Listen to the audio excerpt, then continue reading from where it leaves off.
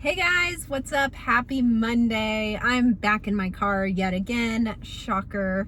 I'm coming from some showings today and saw some really cool places that were in the Paradise Valley and Scottsdale area, and wanted to take some pictures, but honestly I was so just enamored with looking at some of them, one of which was a famous architect completed in 1974, and it was next to a Frank Lloyd Wright design, so that was super cool. But anyway, that's not what you guys are here for. I know you want your Monday update, and I am here to give it to you. I'm Caitlin McKegg. I'm a real estate broker here in the Phoenix area. Thank you for coming to my channel. If this is your first time, I do market updates about the Phoenix real estate market every Monday.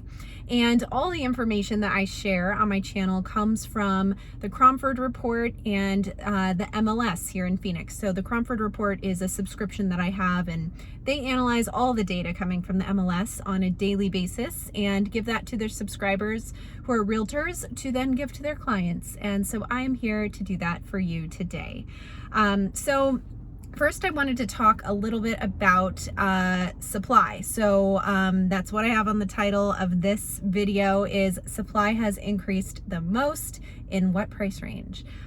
So that price range is the 400 to 500,000 price range.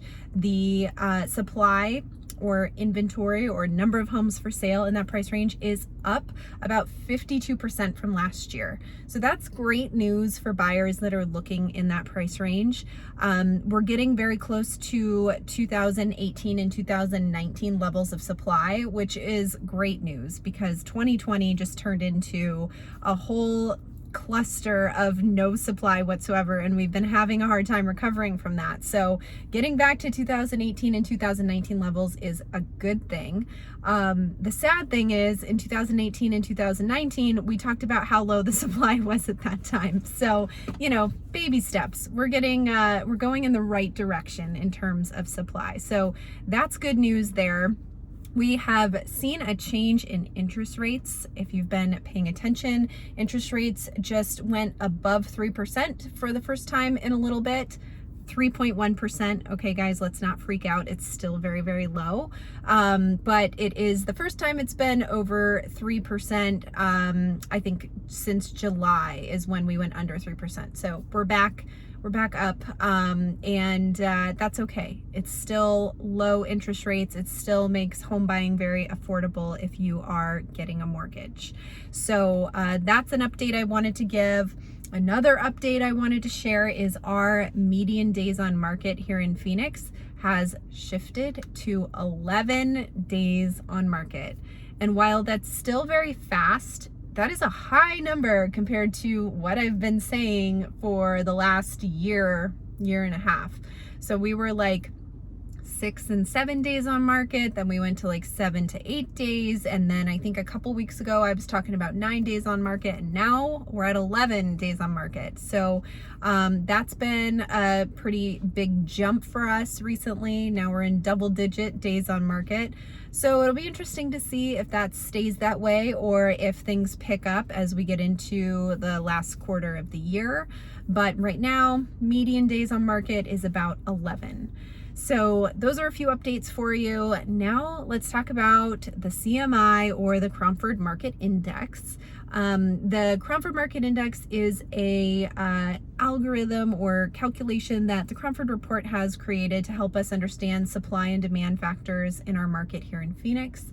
And they have a number on the index of, or well, a range on the index. Anywhere between 90 to 110 is considered a balanced market.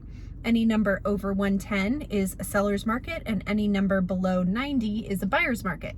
So we are over 110 by quite a bit. We're sitting at 349, but the interesting thing is that we are still increasing, just slightly, but after our long fall from 515 back in February, I think is when we peaked there, we have been going down month after month, week after week, and now we have started to go up and change direction ever so slightly. It's really not something that's too significant, but it has changed direction. And honestly, it's more of a glide. If you look at the graph, and I'll have to show you guys a screenshot sometime, it was, you know, coming down, and now we're just cruising. We're just gliding right there.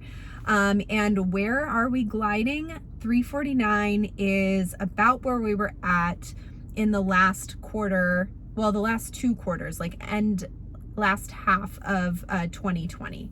So if you were a buyer or a seller in that market and you think back to what that was like at that time, that's kind of where we're at now in a lot of ways as far as the CMI is concerned. So we'll see if that continues to go up ever so slightly, or if that's going to stay where it's at, or go down.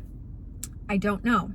One of the things that is affecting this is our demand continues to increase week over week. It's at 117, so that means it's 17% above normal. And I've talked about this for the last few videos, that a lot of this demand is being fueled by our iBuyer and investor activity. And while that is true demand in a sense, it's not really true demand, because basically what they're doing is they're just adding another contract. For instance, if they are flipping homes, they're going to buy the house, they're going to flip it, and then resell it. So that just adds one additional contract in the process of getting from that sell to the buy. So it does inflate our demand number a little bit. Not every iBuyer is doing flips, and not every investor is doing flips, but their activity has certainly increased based on what the Cromford report has been able to analyze. And so that is somewhat inflating our demand. So I don't know what that true number really is when we look at people looking for, you know, owner occupied, or even just a small, you know, mom and pop investor trying to buy their first investment property, something like that. I don't know what that number really is, but right now our demand is definitely on the high level at 117. It was going down quite a bit for a while. We were getting close to that 100 mark, and then it just went right back up. Supply has been hanging around the 32, 33 number. So what that means is we're like 68, 67% below normal. So that has been higher than it was earlier this year, but still significantly low compared to where we should be in a balanced market. So we still have this difference between higher demand and low supply, which has put us into a seller's market. And that reading on the Cromford Market Index is, like I said, about 349. So knowing that anything over 110 is a seller's market, 349 is pretty far out there. So that's it. That's your update on the CMI. I hope that is good information for you guys. If you have not subscribed to my channel, I would love it if you do so. I post these videos every Monday, and then on Fridays, I post another video about Phoenix real estate, about neighborhoods, lots of fun things. So thank you all for watching. If you have any questions, check the description below. I have a link where you can set up a time to chat with me, or you can email me, text, call, whatever you'd like. My contact info is below, or just drop a comment down there and I will respond and get you an answer. Thanks guys, have a great week. I'll be back on Friday.